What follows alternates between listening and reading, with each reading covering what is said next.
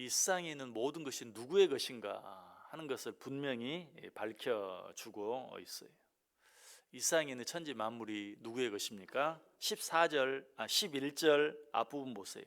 하늘이 주의 것이요 땅도 주의 것이라. 하늘 땅이 주의 것이다. 무슨 말이에요? 이 세상에 있는 모든 것이 다 주의 것이다. 하나님의 것이다. 이 세상에 있는 모든 것의 주인은 하나님이시라는 사실을 분명하게 밝혀주고 있어요. 왜 하나님이 이 세상 모든 것의 주인이십니까? 그것은 그 모든 것을 하나님이 창조하셨기 때문이죠. 11절 뒷부분에서 계속 말해요.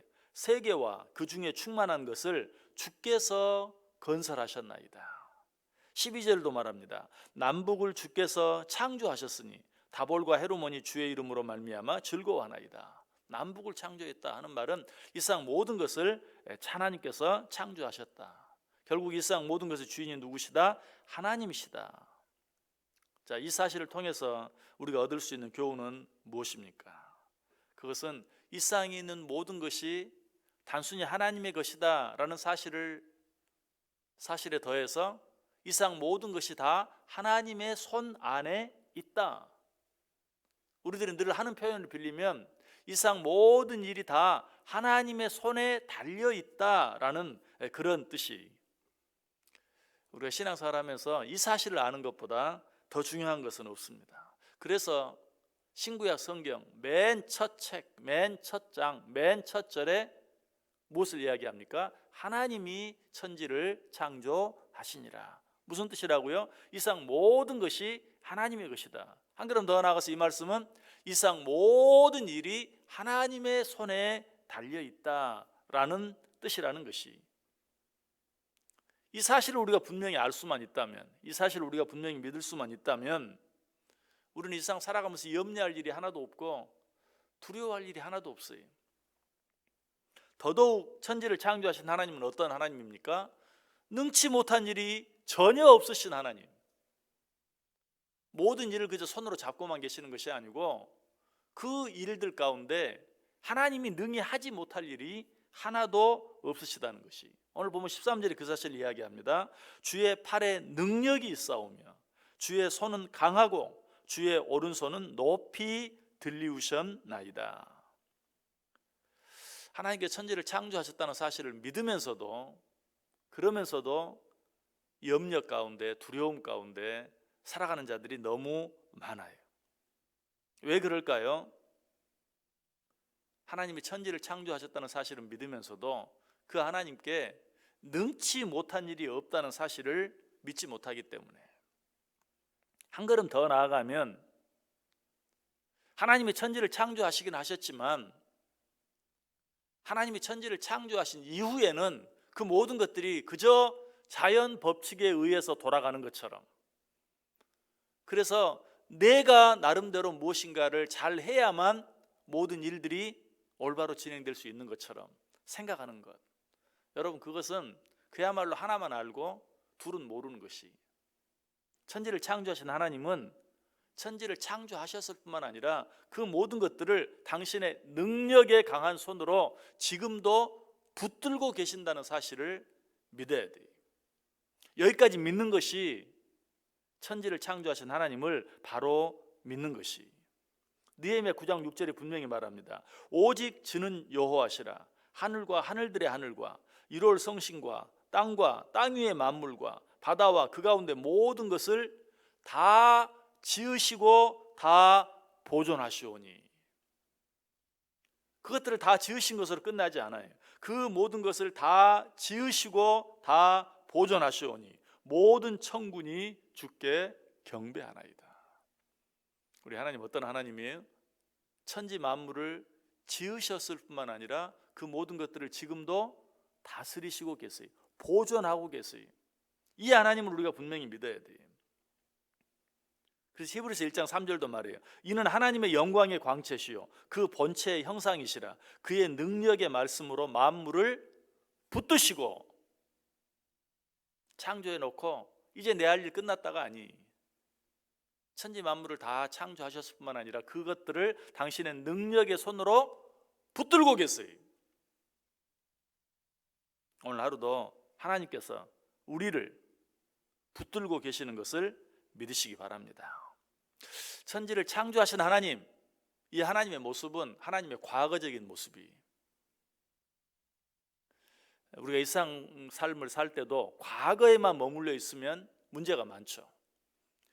우리도 하나님을 믿는 데 있어서 과거적인 하나님을 믿는 데서 머물러 있어서는 안 돼요. 그러면 어떤 하나님? 현재적인 하나님을 바로 볼 수 있어야 돼요. 현재적인 하나님은 어떤 하나님입니까? 창조하신 그 만물을 지금도 붙들고 계시고 다스리고 계시고 보존하고 계시는 하나님, 이 하나님이 현재적인 하나님이, 천지를 창조하신 과거적인 하나님뿐만 아니라 지금도 그것을 붙들고 다스리고 계시는 현재적인 하나님과 함께 하루하루 살아갈 수 있어야 돼요. 그런데 많은 크리스찬들이 천지를 창조하신 과거적인 하나님과 앞으로 우리가 이 세상을 떠나서 만나게 될 미래적인 하나님만 생각하지, 현재 지금 나와 함께 하시고 나를 붙들어 주시고 이 세상 모든 것들을 주관하고 계시는 그 하나님을 만나지 못해요. 그러니까 어때요? 과거적인 하나님과 미래적인 하나님 사이에서 하나님을 알지 못하는 자들과 똑같이 염려하고 하나님을 알지 못하는 자들과 똑같이 두려워하며 사는 것이, 이 시간에 꼭 기억하시길 바랍니다. 하나님을 이렇게 나누는 것이 사실은 옳은 것도 아니지만 과거적인 하나님의 모습, 미래적인 하나님의 모습뿐만 아니라 현재적인 하나님의 모습을 바로 볼 수 있어야 돼요. 과거적인 하나님, 현재적인 하나님과만 살 것이 아니라 현재 나와 함께 하시는, 지금 나와 함께 하시는, 지금 여기서 나를 붙들고 계시는 그 하나님과 함께 살아갈 수 있어야 한다. 사도 바울이 이 하나님의 모습을 아주 잘 표현했어요. 어디에서? 로마서 11장 36절에서 이는 만물이 주에게서 나오고, 천지 만물을 하나님이 창조하셨다는 것이죠. 주로 말미암고, 이 하나님과 함께 모든 것들이 진행되고 주에게로 돌아갑니다. 이 짧은 구절 속에 과거적인 하나님, 현재적인 하나님, 미래적인 하나님의 모습이 잘 나타나 있어요. 이는 만물이 주에게서 나오고 주로 말미암고 주에게로 돌아갑니다. 우리에게 있는 일이 어떤 일이든지 그 모든 일들이 하나님에게서 나오고 하나님으로 말미암고 하나님께로 돌아갈, 하나님의 손에서 나와서 지금도 하나님의 손에 붙들려 있고 하나님의 손으로 해결되어질 그런 일이라는 사실을 우리는 믿어야 돼요. 인간의 눈으로 바라보면 불확실해 보이고 어려워 보이는 것처럼, 또 불의해 보이고 불공평해 보이는 일처럼 보이는 일들이 참 많아요. 그러나 그것은 피조물된 너무나 연약한 우리들의 착각일 뿐이에요. 천지를 창조하시고 그것들을 마음대로 다스리시는 하나님에게 있어서 불의와 불공평, 불이 있을 수 없어요. 그래서 오늘 14절에 이렇게 말해요. 의와 공의가 주의 보좌의 기초라. 인자함과 진실함이 주 앞에 있나이다. 무슨 말이? 하나님이 창조하시고 다스리는 이 세상 안에 궁극적으로 불의한 일, 불공평한 일은 없다라는 것이, 일시적으로 연약하고 부족한 우리 눈에 그렇게 보일 뿐이에요. 하나님께서는 천지 만물을 다스리시는데 의와 공의가 주의 보좌의 기초라. 인자함과 진실함이 주 앞에 있나이다. 설령 지금은 그것이 보이지 않는다 할지라도 하나님의 의와 진실하심이 언젠가는 반드시 드러나고야 만다. 이 사실을 믿으면 어때요? 염려할 필요가 없어요. 두려워할 필요가 없어요. 오늘 하루 어떻게 살기를 원하십니까? 하나님을 믿으면서도 하나님을 믿지 않는 사람과 똑같이 사는 그런 어리석은 삶 살지 마세요.